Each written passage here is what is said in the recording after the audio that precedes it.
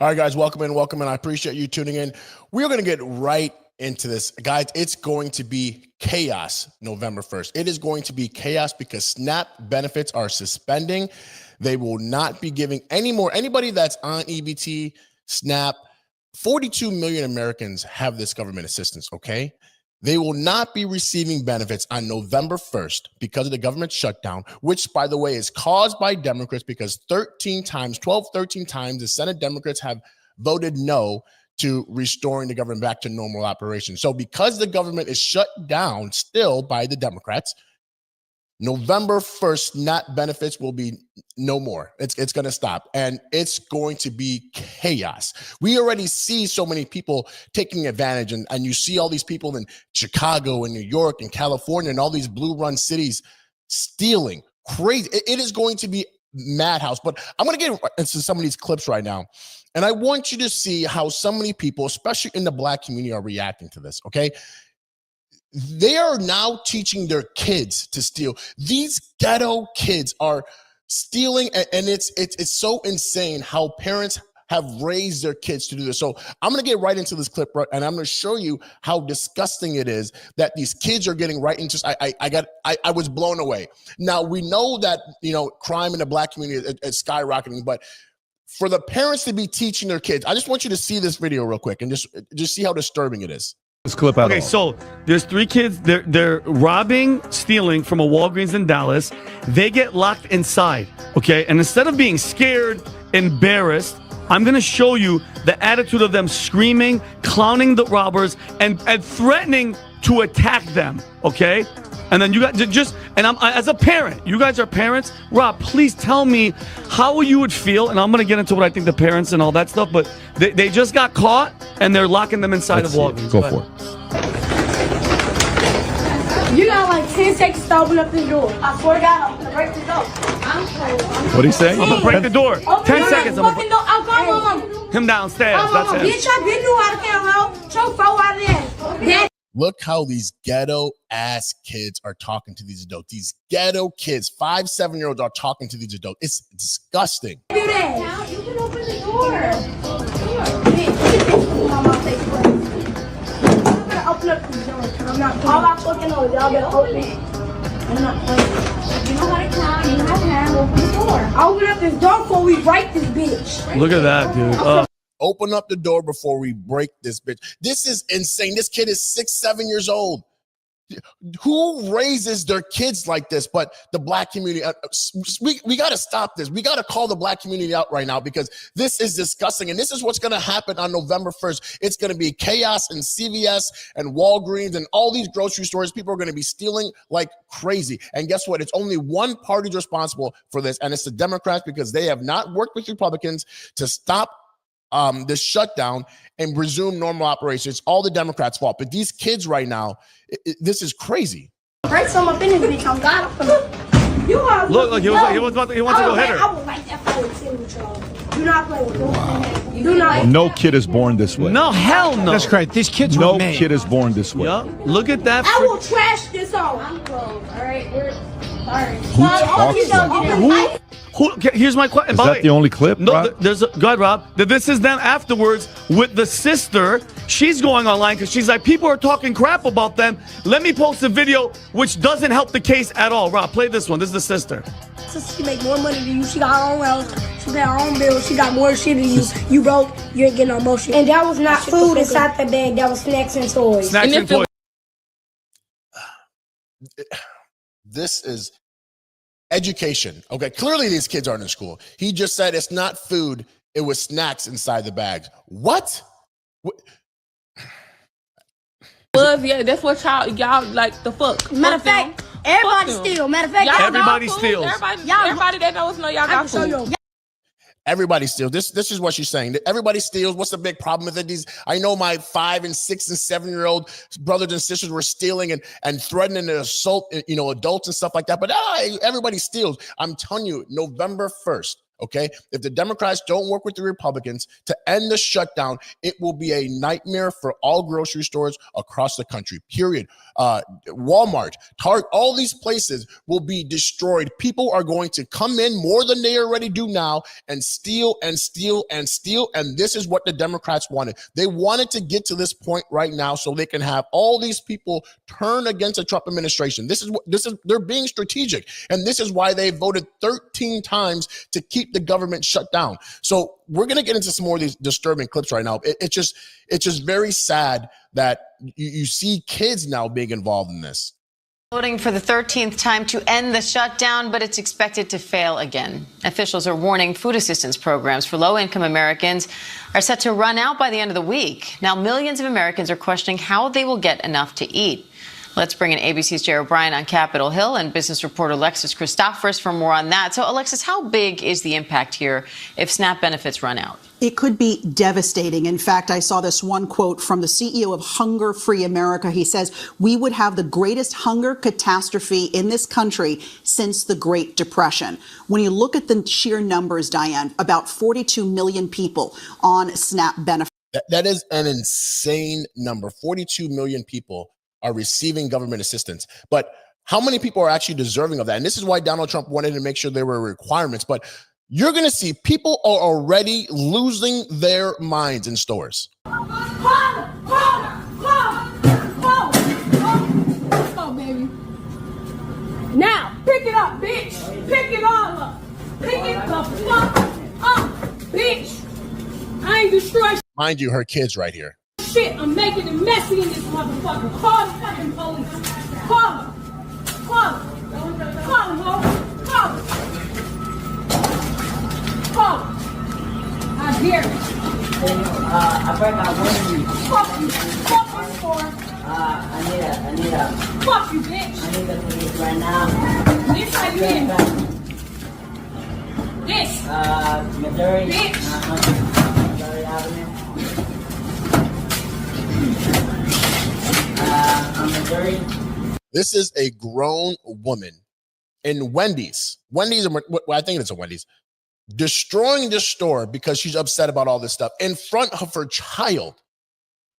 How do you think that kid is going to be when he grows up? He's going to be a criminal just like his mom.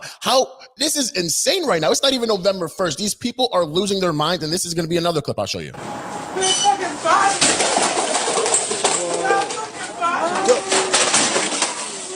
you fucking kidding me? Get the fuck out of this store!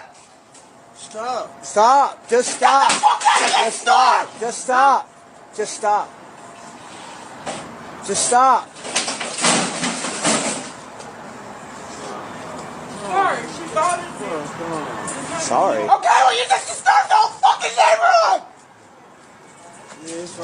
neighborhood! Now, see, this is, and I'm glad you just brought that point up. This is what people don't understand. When you're out there stealing and you're looting and you're doing all this stuff, you are affecting everybody around you. What happens when that business, that CVS, that Walgreens, that Target or whatever gets tired of the theft and they shut doors? Well, now you just affected tens of thousands of people in that community because of your looting and your stealing. And this is what's going to happen. I guarantee if these stores get hit hard in November, because of the SNAP benefits expiring pretty much, and nobody's going to get any benefits because the government is still shut down.